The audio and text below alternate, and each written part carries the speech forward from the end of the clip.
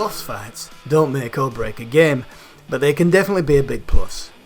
Fighting an enemy that requires smarter playing than usual can be a rewarding experience, and when a developer puts the time into it, these can be some of the most memorable parts of any game. Sadly, sometimes companies drop the ball. They'll either set up a grand finale that disappoints, or they'll release a brainless brawl that doesn't live up to its potential. Here are 5 of the worst boss fights we have personally experienced. Spoilers will be discussed for the following titles. Assassin's Creed Brotherhood.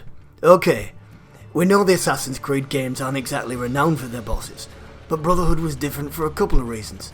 1, it was the first AC to have a mean antagonist from the beginning, and 2, it was the first time we generally wanted to kill the bastard. Caesar Borgia was hot-headed and cruel, doing whatever he could to get the Apple of Eden. Murdering Ezio's uncle is the first of many horrible actions he commits throughout the game, making the final confrontation all the more enticing.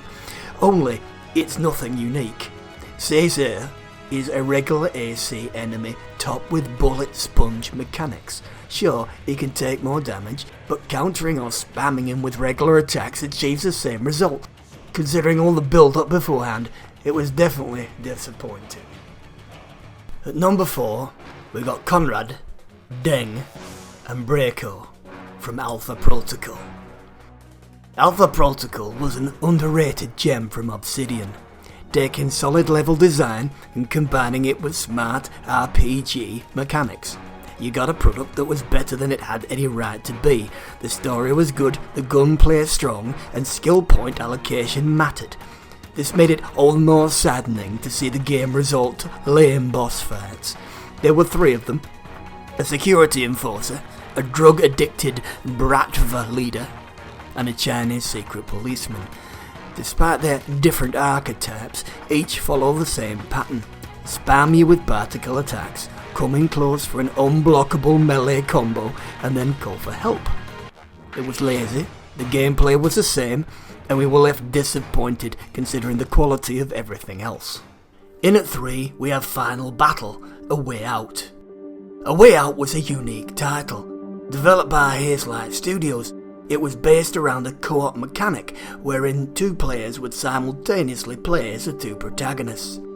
Those characters are Vincent and Leo, inmates who have to work together to break out of jail.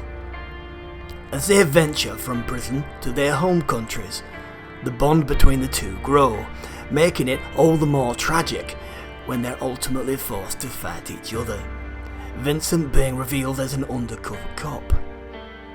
What should have been an emotional climax based on player skill is turned into pseudo-gameplay.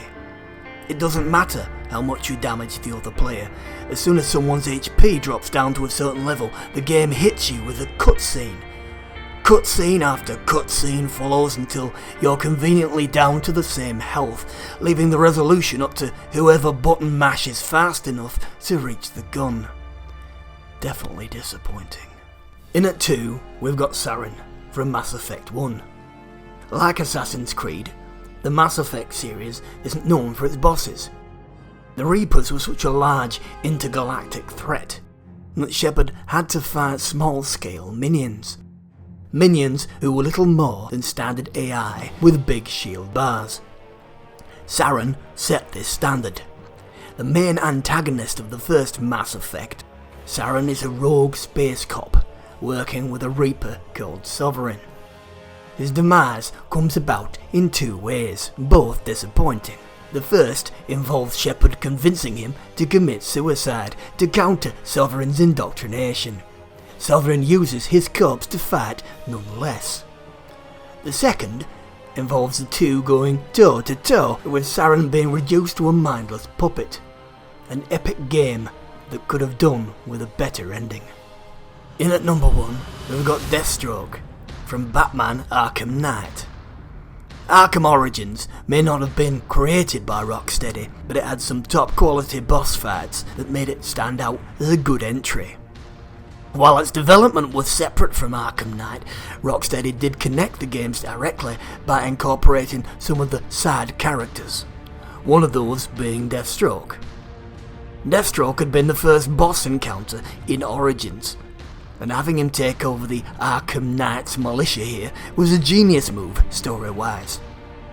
Gameplay-wise, however, we couldn't have been more let down.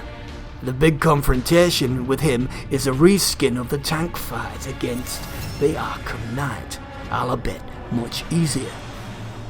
Destroying the tank causes a cutscene wherein Batman one-shots Deathstroke before tossing him into the Batmobile trunk for lockup. We don't know how anyone thought this was a good idea. And that's it. 5 bosses that really let us down. Have you ever felt a similar experience in a game? What was it like? Share it in the comments below and be sure to subscribe to Flickering Myth for more content.